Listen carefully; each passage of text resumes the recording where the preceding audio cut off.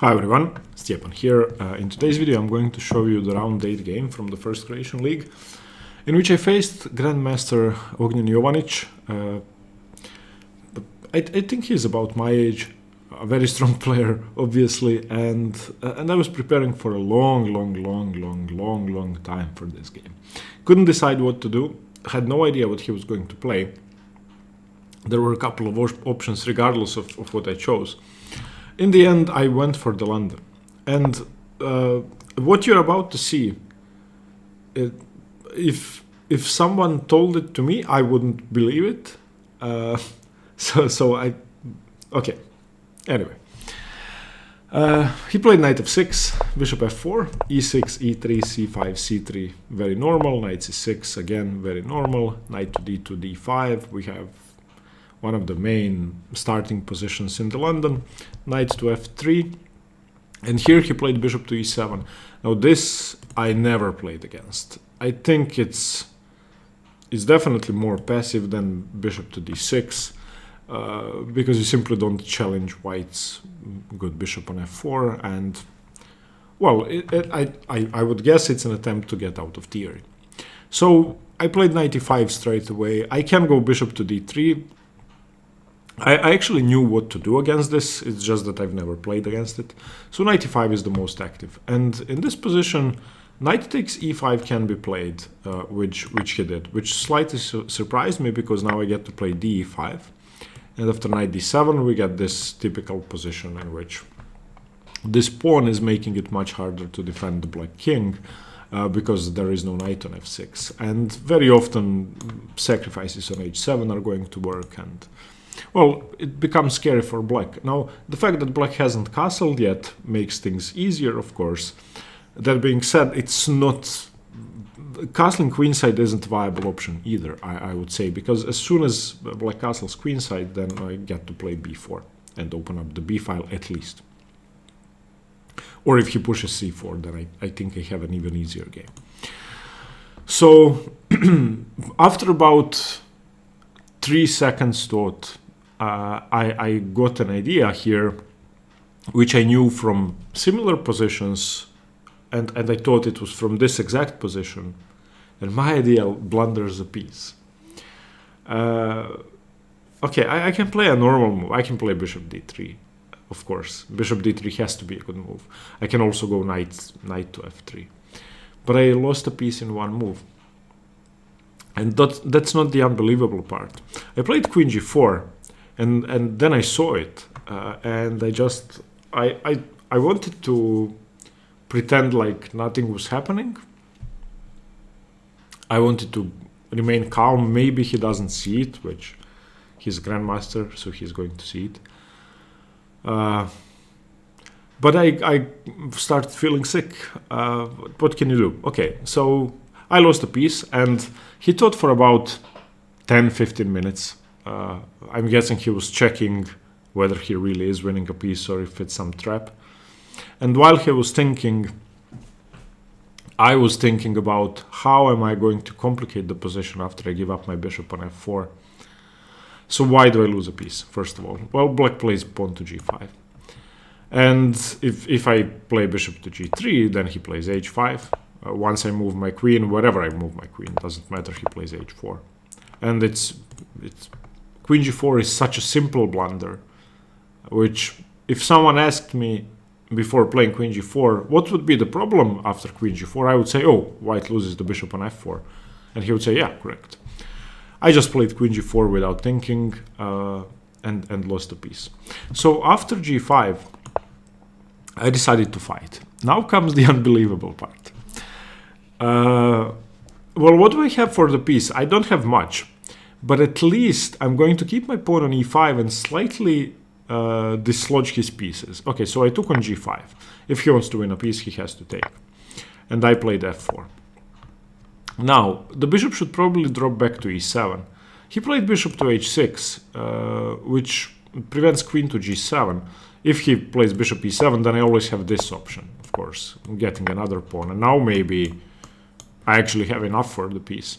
So, but I thought that this was best.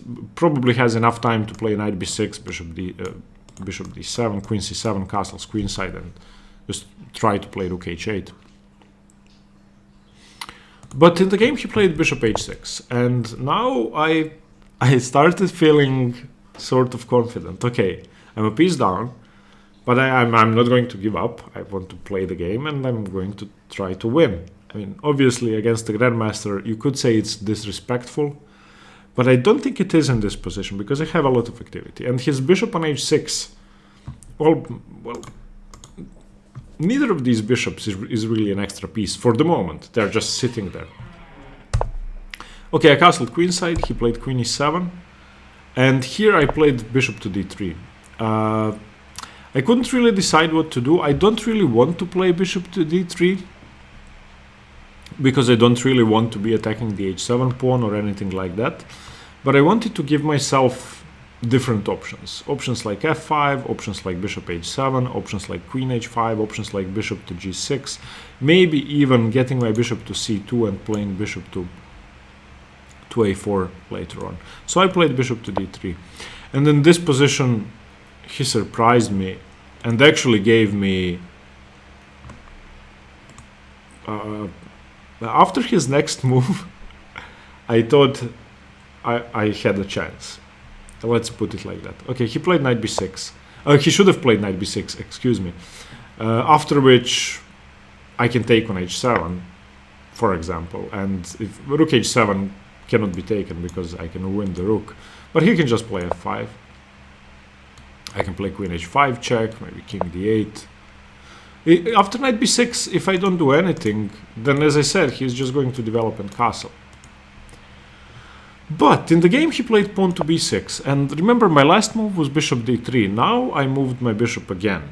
I played bishop b5. Why did I play bishop b5? Well, I'm getting into his position now. The reason why I was happy here is a conjunction of my pieces, which, like, okay, my knight is coming to c4. That's what I saw. My knight is coming to d6, my queen is coming to h5, attacking the bishop, and I'm taking on f7 and forking his rooks if he castles queenside. That's what I saw. And I started looking at all the combinations, and bishop b5 made a ton of sense. I need to start with bishop b5 because that prevents bishop to b7. He played b6 to play bishop b7 and develop. As I said, he should have played bishop to d7. If he plays a6, which he didn't play, then bishop c6, rook a7, and maybe queen h5. And of course, black is fine. Still, if he plays bishop to b7, I can go knight c4. I think... No, if he goes bishop b7, I cannot go knight c4. I would have to take. So that wouldn't work. But he did play bishop b7. And now I just started playing instantly. All of my moves I'd already calculated and seen, and I had about an hour on the clock.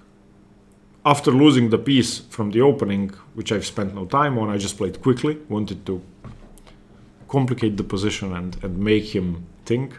And he had about half an hour left after his next move, I think.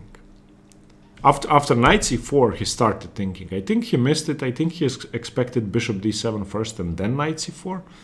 But after knight c4, he spent a lot of time. Now he has to castle. There really is nothing better. Otherwise, I'm just going to jump into d6 and he's never going to castle. If he takes, I take on d7 with the rook. And this, I feel, should be a great position. Of course, if that's taken, it's not completely over for either side. I mean, there's still a game to be played, but at least I got my material back. And with the queen and the rook, I think I can hold this. I basically have a rook for 2 bishops, and all of my pawns are still on the board, so I'm a pawn up. Okay, so after knight c4, he should not go for that. The best variation was to castle queenside, and then after knight d6, he plays king c7. I play queen h5, that's the point, double attacking the bishop and the f7 pawn. He plays bishop to g7, and I take on f7. And this was my calculation after he played b6. So coming back to this position, I played bishop d3, he played b6, and then I saw bishop b5, knight c4, knight d6, queen h5, knight f7. And it all made a ton of sense. So I just played all of these moves instantly. I spent no time at all. And we get to this position. And of course he has to play queen e8 here to try and trade queens. I have two options. I have g4, I have bishop e2. I played g4 in a second. And after the game when we talked, he said, yeah, why did you play g4 instantly? Why didn't you play bishop e2? The reason I played g4 is that I wanted to keep pressure on d7. And also I wanted to open up the g-file, which may sound strange.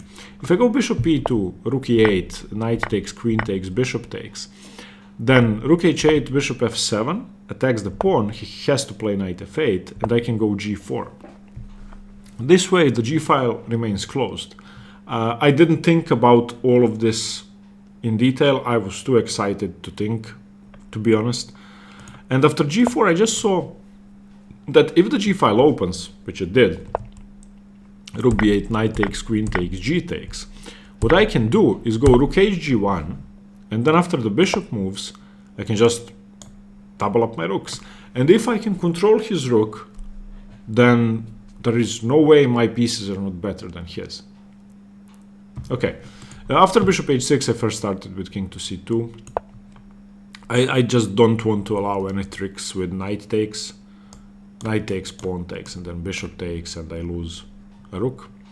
For example, let me show you that. Let's say I go, I don't know, let's say I play a weird move. Okay, something like this, then maybe this works. And now the material is equal, but my pawn structure is worse. I really don't want to play this. Still I have a pawn on h5, so if he doesn't do anything, then I can go h6 and rook g7. But yeah, king c2 seems like a safe move. Okay, and now the weird part. At this point, or a few moves before this, I was so excited and so nervous that I actually was shaking while I was playing. I just couldn't calm myself. I couldn't think, I didn't see anything. I didn't think about the position, I didn't try to think about the position.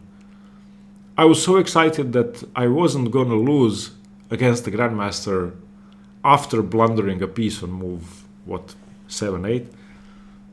I don't remember most of this game. I don't remember how I was feeling throughout this game, which has never happened to me. He continued a6, I played bishop e2. I figured, okay, I can either play bishop g4 or bishop f3. He played king d8, I played bishop f3. I want to prevent d4 for the moment. And here was my idea. If I can get in b3 and c4, then I win. And that's sort of true. If I can do that, I either win the pawn or win the bishop. I should have probably just continued with c4 straight away, trying to break the structure. I don't think that should be taken. I mean, I'm going to liquidate and then start pushing my stuff. Also, I may just have continued with my plan of rook g3 and rook g1. But bishop f3 is okay. Now, as I said, after b5, I wanted to get in c4, so I played b3. He played bishop c6, and without thinking, I moved instantly. I completely disregarded his last move. I played c4. And again, without thinking, after he took, I took. And you can imagine what he played here. He played bishop a4. And I started staring at the board. Again, I don't remember exactly what I felt. I just remember that this sort of woke me up. And at this point, I realized I was losing. I just lost the exchange. So I played b3. He played bishop c6. A normal person who isn't under too much stress at the moment would ask themselves, well, what does bishop c6 do? The answer is quite simple. If you push c4, which is the only pawn break you have, apart from f5, well, I'm going to play bishop a4 and fork your king and rook, or skewer your king and rook. So a smart person would play king b2, or rook d2, or anything. But after bishop c6, I went c4, and yeah, he just played bishop a4. I didn't see it. And he played d4, king d3, king e7, rook b1, d3, rook b7, bishop f4, and here I resigned. I mean, rook b7 is nothing. I just had some vague hopes of winning the knight, but I just collapsed after this. And I remember after bishop f4, when I held out my hand, he looked like, oh, okay. Like, I think he was surprised that I lost so easily after having complicated the position. I don't remember most of the things after the game either. I remember wandering around the hotel like a madman. I just had no idea what to do. I couldn't calm myself down. And then I worked out for a couple of hours. Then I was okay. This was a tough game. This was a really tough game. Of course, had I just resigned out of the opening when I blundered my bishop, it would have been easy. I'm stupid, blundered the bishop, deserved to lose. Of course, the man is a grandmaster. Unfortunately, I decided to fight, and having come so close, yeah, that was rough. Okay, see you tomorrow for the next one. I hope you got something. Stay tuned for more chess. Bye bye.